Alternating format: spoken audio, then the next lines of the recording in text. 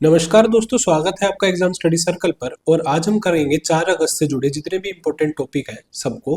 और इन क्वेश्चनों को करने के बाद ये आपके पेपर के लिए हेल्पफुल होने वाले हैं। जैसे एसएससी हो गया, एसएससी से जुड़े जितने भी पेपर हैं उनके लिए ये क्वेश्चन बेहद ही ज़्यादा ज़रूरी है। आपका एनटीपीसी हो गया और आपका बैंक हो गया, आईबीपीएस से रिलेटेड जितने भी पेपर आपके होने वाले हैं ना, उन सब में आपको ये क्वेश्चन दिख सकते हैं। तो चलिए शुरू करते हैं पहले क्वेश्चन से। पहला क्वेश्चन क्या कह रहा है? Bab el Mandeb strait recently in news due to rising tension in West Asia connects which to water. तो इस चीज को डिस्कस कर लेते हैं। जैसा कि आप जानते हैं कि स्ट्रेट ऑफ हॉर्मुज अभी न्यूज में था, इसी के चलते हुए बब अल मदब भी अब न्यूज में है। तो अगर आप इसको समझिए तो इसको ना एक बहुत ही बिजिएस्ट चौक पॉइंट भी कहा जाता है। याद रखिएगा ये टर्म, चौक पॉइंट। यहां से काफी सारे सामान का ना आदान प्रदान होता है। और मेन चीज ये है कि ना ये जोड़ता है रेड सी को एंड गल्फ ऑफ एदेन। ये चीज आप दिमाग में बिठा लीजिएगा, बहुत इंपॉर्टेंट है। बाकी मैंने एक स्टेट्स की वीडियो बनाई हुई है, उसमें ये सारे स्टेट्स कवर हैं आपके, तो उस वीडियो को भी आप देख सकते हैं। तो ये चीज इसमें एक इंपॉर्टेंट है। ये बिजिएस्ट चौक पॉइंट है, इससे बिजिएस्ट कोई चौक पॉइंट नहीं है। और वही अगर आपका जैसे देखें जो चल ही रहा है आपका ये सुएज कैनाल है ना, जो सुएज कैनाल को जोड़ती है इंडियन ओशन से। रूट होता है सुएज कैनाल से होते हुए इंडियन ओशन वाला जो रूट है ना, उसके बीच में पड़ता है ये आपका चौक पॉइंट। कौन सा? बल्ब अल मदब स्ट्रेट। याद रहेगा, इंपॉर्टेंट है। वही जो आपका जो न्यूज में चल रहा है, कौन सा न्यूज में कौन सा चल रहा है? Hormuz, straight of Hormuz. Straight of Hormuz आपका जोड़ेगा पर्शियन गल्फ को। किससे? पर्शियन गल्फ को जोड़ेगा गल्फ ऑफ ओमान से। ये चीज आपने याद रखनी है, ठीक है? इन चीजों को दिमाग में बिठा लीजिएगा। चलिए नेक्स्ट क्वेश्चन की तरफ बढ़ते हैं। इसका आंसर हो जाएगा आपका B, Red Sea and Gulf of Aden. Next question क्या है? सुप्रीम कोर्ट ने का 2026 का judgment on sex workers invoked which article of the constitution to give legal force to its direction. बहुत ही इंपॉर्टेंट क्वेश्चन है। अच्छा, इससे पहले ना आप मुझे बताएंगे, जैसे सुप्रीम कोर्ट से जब 142 सॉरी, चलिए नेक्स्ट क्वेश्चन पे आते हैं। सुप्रीम कोर्ट 2026 का judgment on sex workers invoked which article of the constitution to give legal force to its direction। तो सुप्रीम कोर्ट ना पर्टिकुलर आर्टिकल का यूज कर कर अपनी पावर का इस्तेमाल करती है। किस चीज के लिए? कंप्लीट जस्टिस देने के लिए। कंप्लीट जस्टिस देने के लिए उस पे चाहे कोई भी नियम बना हो फिर, ठीक है? तो ये चीज ध्यान रखना। और वो आर्टिकल कौन सा? देखिए 21, 32 तो होगा नहीं, ठीक है? 136 किससे रिलेटेड आप बताएंगे कमेंट सेक्शन में। और कोर्ट ऑफ रिकॉर्ड्स किसे कहा जाता है? कोर्ट ऑफ रिकॉर्ड्स कौन से आर्टिकल में? कोर्ट ऑफ रिकॉर्ड्स, ये भी बताएंगे आप। तो ये है आर्टिकल 142। ये सुप्रीम कोर्ट को पावर देता है किस चीज का? Complete justice. टर्म याद रखना, कंप्लीट जस्टिस दिलाने के लिए, ठीक है? तो इसमें ये जो न्यूज में क्यों आया अभी? अच्छा, ये रिसेंटली यूज करें, बहुत इंपॉर्टेंट आर्टिकल है। बहुत कम यूज होता है इसका, पर अभी हुआ है तो ये न्यूज में इसलिए चर्चा का विषय बना हुआ है। इसमें ना जो है कि सेक्स वर्करों को वो सेक्स ट्रैफिकिंग और इन सब से बचाते हैं, निकालते हैं, या फिर एकदम से सडन कहीं रेड पड़ती है और फिर उनको बचाया जाता है, तो उनका काम ठप हो जाता है। जो भी उनका काम है, अब जैसा भी ये काम है उनका, ठीक है? तो अब ना उसमें भाई उनके अकॉर्डिंगली विल जानी जाएगी, भाई आप जिसको बचाने चाह रहे हो, क्या वो सही में बचना चाह भी रहा है या नहीं। तो उनका उनका मत जानना भी जरूरी है, ठीक है? यही नहीं कि आप जिसको बचाना चाह रहे हो वो बचना चाह रहा है या नहीं, वो चीजें भी जाननी जरूरी है इसमें, ठीक है? तो चलिए नेक्स्ट क्वेश्चन पे बढ़ते हैं। अच्छा, इससे पहले आप एक चीज और बता दीजिए, अपने फर्स्ट सीजीआई कौन रहे हैं? H J Kania. बहुत इंपॉर्टेंट है, ये चीजें याद रखना, ठीक है? First lady chief justice of Himachal Pradesh कौन रही है, वो बताएंगे आप, ठीक है? First lady chief justice. और फातिमा बीवी क्या रही है, वो बताएंगे, ठीक है? चलिए अगले क्वेश्चन में बढ़ते हैं। The 1500 crore incentive scheme जो है ये 1500 crore incentive scheme approved under the National Critical Mineral Mission is mainly related to, अब मेनली रिलेटेड किससे है ये है आपकी अर्बन माइनिंग से रिलेटेड। अब अर्बन माइनिंग क्या है उस टर्म को समझेंगे कि जैसे भाई अगर किसी के भी अर्बन, एक तो शहर, शहर में जैसे किसी के भी घर पे कोई भी ई वेस्ट है, ई वेस्ट में आपके पुराने मोबाइल, सीडी, कैसेट्स का जो भी इलेक्ट्रॉनिक गैजेट्स है उसमें ना उसके अंदर क्रिटिकल मेटल यूज होता है, क्रिटिकल मिनरल यूज होता है। कौन सा क्रिटिकल मेटल, कौन कौन से, वो गोल्ड, नहीं तो कॉपर की जो सोल्डरिंग होती है और ये सब होती है ना, उसमें ये आपको मटेरियल मिलेगा, लिथियम, ठीक है, एंड कोबाल्ट,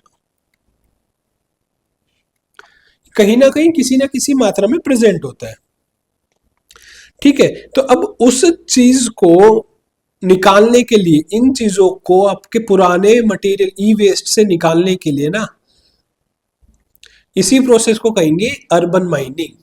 आपके कोई भी ई वेस्ट निकाल से ये भी जो भी इंपॉर्टेंट मेटल निकल पाएगा उसको कहेंगे अर्बन माइनिंग। तो इंडिया, तो एक बात और याद रखिए, थर्ड लार्जेस्ट कंट्री है ई वेस्ट में, ई वेस्ट जनरेशन में इंडिया थर्ड लार्जेस्ट कंट्री है। और जो हमारा ई वेस्ट यूटिलाइज हो पाता है ना वो सिर्फ 18% हो पाता है, ई वेस्ट हमारा सिर्फ 18% ही रिसाइकिल्ड होता है, ये समस्या है सबसे ज्यादा। तो इसी समस्या से मतलब उभरने के लिए ये अर्बन माइनिंग का प्रोग्राम चलाया गया, 1500 करोड़ का इंसेंटिव चलाया गया। मेन जो मेटल है ना इनको टारगेट किया गया है, कोई भी अगर ई वेस्ट से ये निकाल के देता है तो उनको इंसेंटिव देगी सरकार। Gold, copper, lithium and cobalt, यही है अभी, यही इन्हीं 4 क्रिटिकल मेटल्स पे ध्यान है, ठीक है। अगला क्वेश्चन देख लेते हैं, which lake recently became the first Ramsar site of Arunachal Pradesh, बहुत इंपॉर्टेंट आ सकता है, पक्का आएगा किसी ना किसी के पेपर में, मतलब किसी ना किसी शिफ्ट में और किसी ना किसी पेपर में। तो भाई इसका आंसर हो जाएगा आपका ग्ला लेक, ये अरुणाचल प्रदेश की फर्स्ट रामसर साइट है। और इसी के साथ ना इंडिया को 101वीं रामसर साइट मिल गई। इंडिया के पास कितनी होगी, 101। अब ये आपके रामसर कन्वेंशन एस्टेब्लिश कब हुआ था, कब ये कन्वेंशन अब मतलब पिक्चर में आया था 1971, ये बात रट लेना, आ सकता है। और रामसर ये जगह कहाँ है आपकी, ईरान में एक जगह है। तो ईरान में मीटिंग हुई थी, मेन पर्पस इसका क्या है, वेटलैंड्स के लिए, ठीक है, मतलब प्रोटेक्शन एरिया डिसाइड करना और फिर वो बायोडाइवर्सिटी कंजर्वेशन के लिए काम करना। चलिए जी नेक्स्ट क्वेश्चन में बढ़ते हैं। During his July 2026 foreign visit, prime minister Narendra Modi visited which of the following countries. अब इन इसमें तो सिर्फ कंट्रीज का नाम है, किस कारण से जा रहे हैं वो सारी चीजें भी हम डिस्कस करेंगे। तो आपकी जो कंट्रियां हैं वो है इंडोनेशिया, ऑस्ट्रेलिया एंड न्यूजीलैंड। बहुत इंपॉर्टेंट है, क्यों जा रहे हैं वो चीजें अब हम देखेंगे। इंडोनेशिया के लिए जो इनका मोटिव है, इंडोनेशिया के लिए क्यों जा रहे हैं, एक तो डिफेंस डील के लिए, डिफेंस डील के लिए, और उसके बाद जो डील होनी है अस्त्रा MK1 के लिए एमओयू साइन होना है, अस्त्रा MK1 याद रखिएगा। और ब्रह्मोस किसके साथ है, सिर्फ इंडोनेशिया के साथ है इस चीज पे। तो ब्रह्मोस हम रशिया से बनवाते हैं, है ना, रशिया और इंडिया मिलकर बनाती है। अब इंडिया डील करेगी इंडोनेशिया के साथ ब्रह्मोस और डिफेंस डील करेगी, ठीक है, अस्त्रा MK1 एंड ब्रह्मोस के लिए, सिर्फ इंडोनेशिया के साथ। ऑस्ट्रेलिया के साथ जो है ना ये विजिट, ये ज्यादा इंपॉर्टेंट है। ऑस्ट्रेलिया के साथ क्यों इंपॉर्टेंट है कि कुछ आर्टिफैक्ट्स हैं जो ऑस्ट्रेलिया में है तमिलनाडु के, जो उल्टे आने हैं इंडिया में, ठीक है। कौन कौन से, एक तो नंदी जी, ठीक है, ट्राइडेंट, और आपका कार्तिकेय की मूर्ति, जो हमारे भगवान नहीं है कार्तिकेय, इनकी मूर्ति। ये चीजें कहां से आएंगी वापस, ऑस्ट्रेलिया से, ठीक है जी, याद रखना। और न्यूजीलैंड के साथ स्ट्रेटेजिक पार्टनरशिप के लिए जा रहे हैं, ठीक है, एमओयू कुछ साइन होंगे। डिफेंस डील के लिए मेनली जा रहे हैं इंडोनेशिया के पास, और ये सारी चीजें आएंगी ऑस्ट्रेलिया से। अच्छा, जीआई टैग मिले अभी इंडिया को, बहुत ही इंपॉर्टेंट है। जीआई टैग से क्या है ना, उस जगह की ना वैल्यू बढ़ जाती है, वो जगह ग्लोबल पिक्चर में आ जाता है। ठीक है, तो इसलिए जीआई टैग बहुत इंपॉर्टेंट होते हैं, उस जगह की कायाकल्प करने में उनका बड़ा रोल होता है। तो एक तो है जोधपुरी मोजरी, ठीक है, और दूसरा है आपका खुरासनी, एक सेकेंड, खुरासनी इमली, ये कहाँ मिलेगी आप ये मुझे बताएंगे। जोधपुरी मोजरी तो आपको पता है चल ही गया वो कहाँ होगा। चलिए नेक्स्ट क्वेश्चन देखते हैं। नेक्स्ट क्वेश्चन है आपका, the Indus water treaty between India and Pakistan was signed in.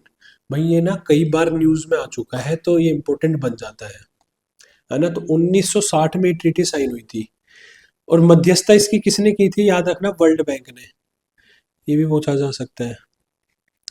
तो ये ना इंडिया ने अबेंस में डाल रखी है अभी, ठीक है, अबेंस में डाल रखी है, मतलब टेम्पररी सस्पेंशन में डाल रखी है। कब से, जो 20 अप्रैल को 2025 में पुलवामा, 20 अप्रैल को जो अटैक हुआ था ना जम्मू कश्मीर में, तो उसके चलते ये अभी हमने एबेंस में डाल रखी है, ये चीज याद रखिएगा। और ना इसमें एक और चीज है, इंडस वाटर ट्रीटी में कौन कौन सी नदियां इन्वॉल्व है, ये चीज याद रखना आप। इसको इधर देख लेते हैं, कौन कौन सी नदियां इन्वॉल्व है इसमें इंडस वाटर ट्रीटी में। आपकी जो नदियां इन्वॉल्व है वो है तो इंडस, पहली तो रावी, सतलज, ब्यास, चेनाब और झेलम, याद रखिएगा ये 6 नदी इसमें इन्वॉल्व है, रावी, ब्यास, चेनाब, झेलम, सतलज और इंडस, ठीक है। अच्छा एक क्वेश्चन पूछा गया था, आपकी ईस्टर्न रिवर कौन सी है और वेस्टर्न रिवर कौन सी है। ईस्टर्न रिवर, ये आया हुआ क्वेश्चन है, उसमें दो दो थी, आपके प्रीवियस ईयर का ही क्वेश्चन है, ईस्टर्न रिवर और वेस्टर्न रिवर। तो आपकी जो हो जाएगी आरबीएस, आरबीएस तो हो जाएगी ईस्टर्न, ऐसे ही याद रखना आप। और उसके बाद जो भी बचेगी सी जे आई, ये आपकी हो जाएगी वेस्टर्न, सी जे आई आपकी वेस्टर्न है, और आरबीएस जैसे कैसे भी याद रख लो, अब आप अपनी ट्रिक बना सकते हो, आरबीएस ईस्टर्न है। तो रावी, ब्यास, सतलज आपकी ईस्टर्न रिवर होगी, सीजेआई आपकी चेनाब, झेलम और इंडस वेस्टर्न रिवर होगी। याद रखना इंपॉर्टेंट है, आया हुआ क्वेश्चन है इसलिए बता रहा हूं। और अच्छा ये भी पूछ सकते हैं, ये आपकी पाकिस्तान में है। चलिए अगला क्वेश्चन देख लेते हैं।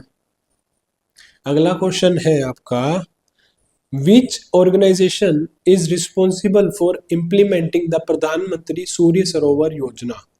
सूर्य सरोवर योजना, अब ये योजना है क्या, पहले तो ये चीज समझते हैं कि इसको ना, इस स्कीम का एम है तालाबों और रिजर्वायर पर फ्लोटिंग सोलर प्लांट्स लगाना।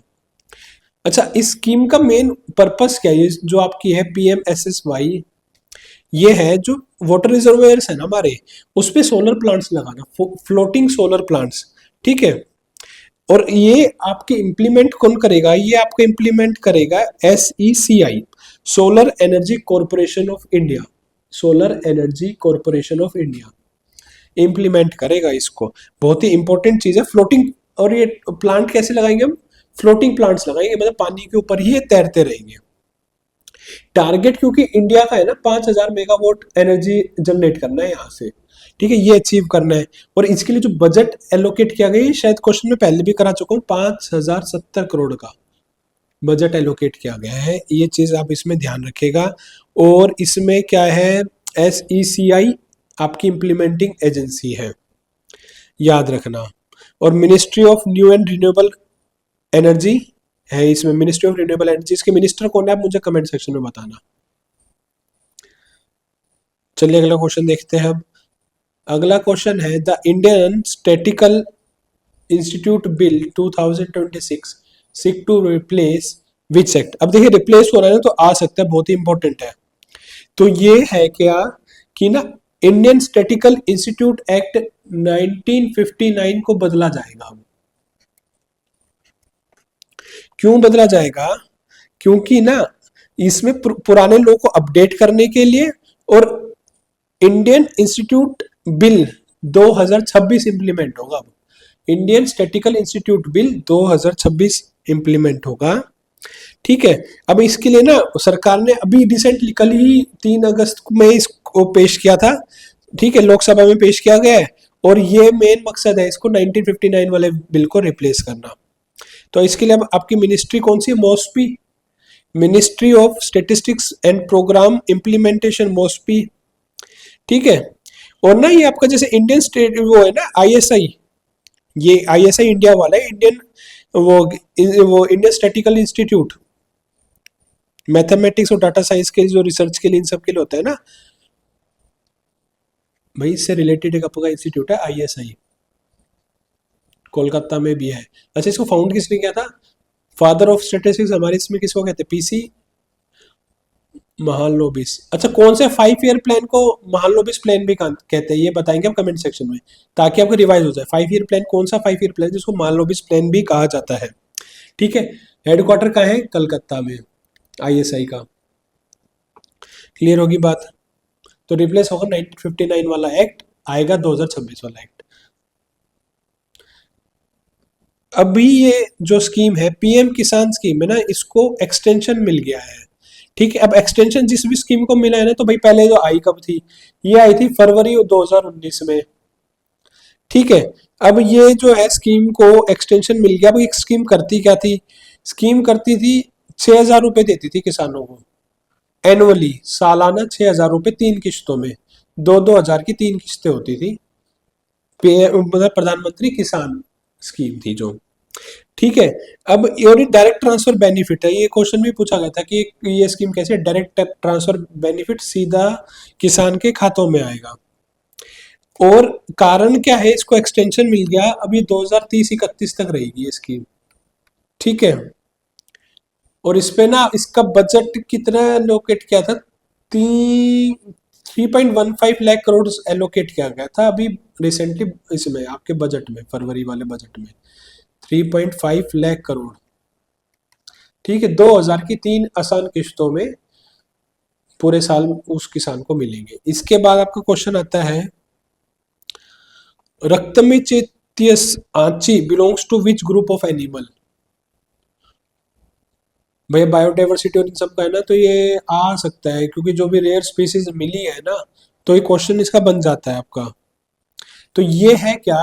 ये एक स्वैम्प ईल है और ना ये रेड कलर की होती है और इसकी ना आईज नहीं होती, ये डार्क वाटर में रहती है। ठीक है,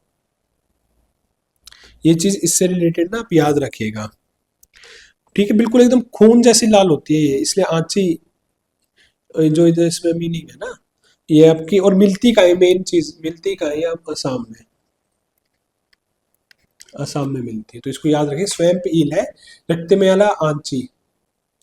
ऐसे एक कोल्हापुरी नीस मिली थी, कहाँ पे मिला तो क्या था जो आपका वाटर प्लैंक्टन था, बताएंगे उसका पूरा नाम। अच्छा, अगला क्वेश्चन है, Amboseli national park recently in news due to death of several elephants in located which country? भाई ये आपका केनिया में बहुत फेमस नेशनल पार्क है। इसमें ना एक ही महीने के अंदर 18 एलिफेंट्स की जान चली गई। अब उस पर रिसर्च बिठाई हुई है कि इसका क्या कारण हो सकता है। मेनली इसको घर कहा जाता है, हाउस ऑफ आपका क्या बोलते हैं, साउथ अफ्रीकन एलिफेंट्स के। ठीक है, तो ये ना इसके लिए आपका क्या क्या चीजें और बन सकती है इसमें? इसमें एक तो ये तंजानिया का बॉर्डर लगता है इस पे, तंजानिया जो देश है। अच्छा, माउंटेन रेंज कौन सी आती है इसमें? माउंटेन कौन सा है? किलीमंजारो, याद रखना किलीमंजारो। क्लियर है? अगला क्वेश्चन देख लेते हैं। अगला क्वेश्चन है, India is a home to more than 90% of the world's population of which endangered animal? तो अभी ये भी न्यूज में था क्योंकि एंडेंजर्ड है, और इस जो प्रजाति है जो एंडेंजर्ड है ना, इसका 90% मतलब अगर 10 है ना पूरी दुनिया में, तो 9 तो आपको भारत में मिलेंगे।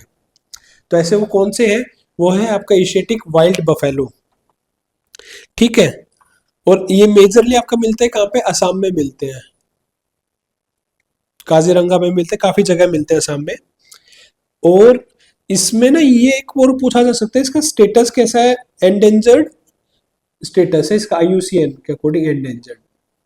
एक वल्नरेबल स्टेटस भी होता है, एक एंडेंजर्ड, एक एक्सटिंक्ट, ठीक है। ये सारे स्टेटस होते हैं इनके, ये चीज याद रखिएगा आप, इंपॉर्टेंट चीज है। चलिए नेक्स्ट क्वेश्चन में बढ़ते हैं।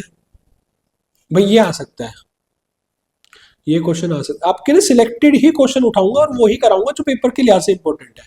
नहीं तो क्वेश्चन तो 100-200 क्वेश्चन बनेंगे एक दिन के, तो सारे नहीं कर पाएंगे हम, और सारे करने भी नहीं है। तो 30th क्वेश्चन क्या कहता है, अब भाई बहुत इंपॉर्टेंट क्यों है ये, इसमें क्या चोलनकिन ट्राइब है एक, ये इन्होंने, इनको देखा गया अभी receiving government documents in Kerala. तो गवर्नमेंट ऑफिशियल्स ने जाके इनको अपने कुछ डॉक्यूमेंट्स, मतलब गवर्नमेंट डॉक्यूमेंट्स दिए दिए हैं जो उनसे रिलेटेड थे, is primarily associated with which biosphere reserve. तो आपका ना ये एक चीज तो नीलगिरी बायोस्फीयर रिजर्व से रिजर्व है, पहली चीज। दूसरी चीज ना, इनको केरला का केव मैन भी कहा जाता है। ये अब भी केव में ही रहते हैं, गुफाओं में ही रहते हैं, जो पत्थरों से बनी हुई गुफाएं हैं ना, उसमें ही रहते हैं, ठीक है। और इनका मेन ऑक्यूपेशन क्या है, फॉरेस्ट से ही, अपने जंगल से ही फल फूल और ये सब और शिकार विकार करके खाना। मेन चीज याद रखना, ये ट्राइब आपकी है कहाँ, केरला में। अब भी ऐसे लोग हैं 2026 में भी जो सिर्फ गुफा में रहना पसंद करते हैं और जंगल में ही अपना जीवन बिता रहे हैं। अब ये बात सोच के हैरानी वाली बात है कि 2026 में भी ऐसे लोग आपको मिल जाएंगे। वो ट्राइब कौन सी है, चोलंकन ट्राइब है केरला की। इसके बाद है Sonpur Bazari open cast mine is in the news, is located in which coal field. तो ये जो आपकी सोनपुर माइन है ना, ये क्या होता है, देखिए हमारी जो ये कोल फील्ड माइंस है ना, बेसिकली हमारा जो कोल की रिक्वायरमेंट होती है, हमें बहुत ज्यादा जरूरत होती है बिजली बनाने के लिए। और इंडिया का ना सबसे प्रोडक्टिव कोल माइन है ये आपका, जो सोनपुर बाजारी माइन है, सबसे ज्यादा प्रोडक्टिव माइन है। और ये आपका है कहाँ, पश्चिम बर्धमान डिस्ट्रिक्ट में पड़ता है आपका सोनपुर जो माइन है, वेस्ट बंगाल में, ठीक है, वेस्ट बंगाल में पड़ता है। और वेस्ट बंगाल में पड़ता है तो कौन सी कोल फील्ड होगी, रानीगंज कोल फील्ड है ये, ठीक है। और इससे इम्पोर्टेंट, और ये चीज हम भाई देखिए, ये मेनली वेंडर्स कौन कौन होते हैं कि जिनको प्रोवाइड किया जाता है, एनटीपीसी हो गया आपका, ठीक है। और आपका ये हो गया, और भी काफी सारे हैं जिनको ये कोल प्रोवाइड करके फिर ये बिजली बनाते हैं, फिर आगे पूरे देशों में जाती है। तो रानीगंज कोल फील्ड से है कौन सी, Sonpur Bazari open cast field while, सबसे हाईएस्ट प्रोडक्टिव है, इंडिया की सबसे ज्यादा प्रोडक्टिव कोल फील्ड है ये, ठीक है। इसलिए ये न्यूज में थी। और मेनली हमारा अब भी जो है, मेजरली जो इलेक्ट्रिसिटी प्रोडक्शन है वो थर्मल ही है, by the use of coals ही है, इसलिए भी इनका एक्सप्लोइटेशन चलता रहता है। अच्छा, जो अभी स्वच्छता पखवाड़ा बनाया गया था, नेक्स्ट क्वेश्चन जो अभी है हमारा, स्वच्छता पखवाड़ा 2026 was observed under ministry of skill development and entrepreneurship. कब से कब तक बनवाया गया था, तो 16 से 31 जुलाई तक बनाया गया था, ठीक है। ये चीज याद रखिएगा, 16 से 31 जुलाई में ये बनाया गया था। और मेजरली आपको मिनिस्ट्री याद रखनी है। और ये कब से ये आपका ये चलता है स्वच्छता पखवाड़ा, ये जो स्वच्छ भारत मिशन 2014 से शुरू किया था ना, 2 अक्टूबर में वो सबने झाड़ू लगा के, तो वो ही चलता आ रहा है। और तो 15 दिन ये स्वच्छता पखवाड़ा बनाया जाता है। तो 16 से 31 जुलाई, कौन सी मिनिस्ट्री इन्वॉल्व है ना, ये चीज याद रखना। इसमें ना आप कभी और कोई सी मिनिस्ट्री लगा तो कंफ्यूजन हो जाता है, ऑप्शन में आ सकती है। इसमें स्किल डेवलपमेंट एंड एंटरप्रेन्योर वाली मिनिस्ट्री है।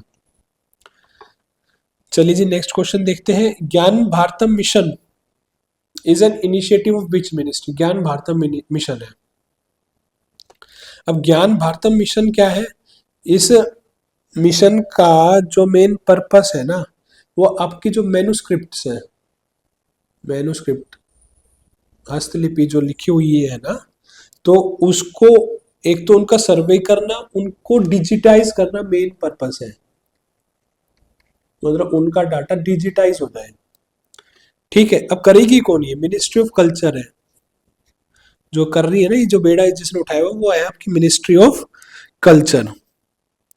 ठीक है। और ना क्या बनाना है, एक नेशनल डिजिटल रिपोजिटरी बनानी है, मेन एम है एनडीआर बनाने का, नेशनल डिजिटल रिपोजिटरी। मतलब भारत की जो भी धरोहर है ना उसके डिजिटल डाटा हमको प्राप्त हो पाए एक ही जगह पे एक ही क्लिक में। तो मेन इसका मिशन है ज्ञानम भारतम मिशन का एनडीआर बनाना, एनडीआर यानी नेशनल डिजिटल रिपोजिटरी। क्लियर होगी बात।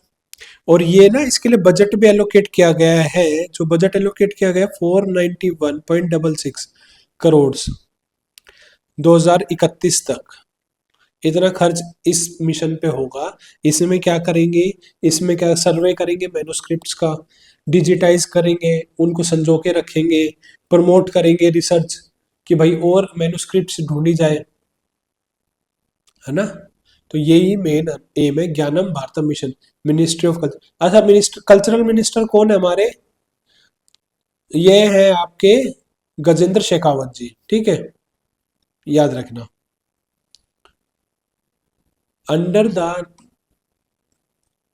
अगला क्वेश्चन है under the National Manuscript Survey, ये इसी का क्वेश्चन बन गया है। Approximately how many manuscript have been reported across India, India पूरे इंडिया में कितनी टोटल मैन्युस्क्रिप्ट्स हैं जो रिपोर्ट की गई है अभी तक। तो आप यकीन मानिए 1.19 करोड़, इतनी सारी मैन्युस्क्रिप्ट्स हैं।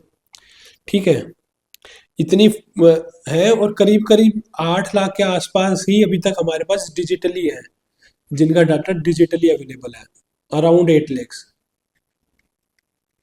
अराउंड 8 लाख के आसपास ही है जो डिजिटली कंजर्व की गई है, डिजिटाइज की गई है। ठीक है जी। इसके बाद अगला क्वेश्चन देख लेते हैं।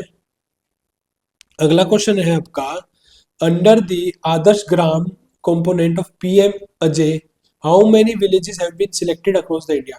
अच्छा, इस चीज को आप ध्यान रखिएगा, डायरेक्ट नंबर पूछ लेगा कि कितने गांव को इसके तहत लाया गया है। ठीक है, तो इसमें ना क्या है कि एक तो पहले आंकड़ा याद रखेंगे, 47,328 है, 47,328 गांवों को इस स्कीम के तहत लाया जाएगा।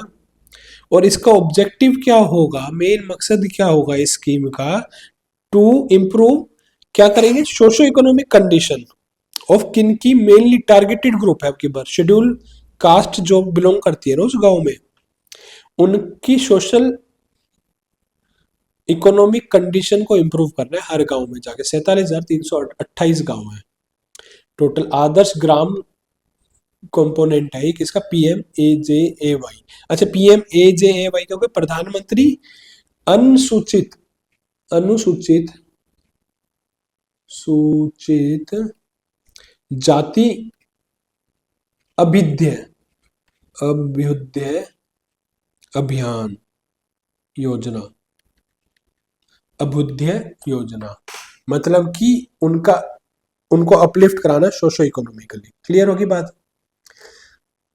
इसके बाद है question, Gulveer Singh created history. ये भाई आपका वैसे तो ये 2 अगस्त का क्वेश्चन है। 2026 Commonwealth Games by becoming the first Indian track field athlete to. अच्छा, ये क्या है, ये एक इकलौते हैं ट्रैक फील्ड में जिन्होंने 2 मेडल जीते हैं एक ही कॉमनवेल्थ गेम में, इसलिए ये बहुत ज्यादा जरूरी है।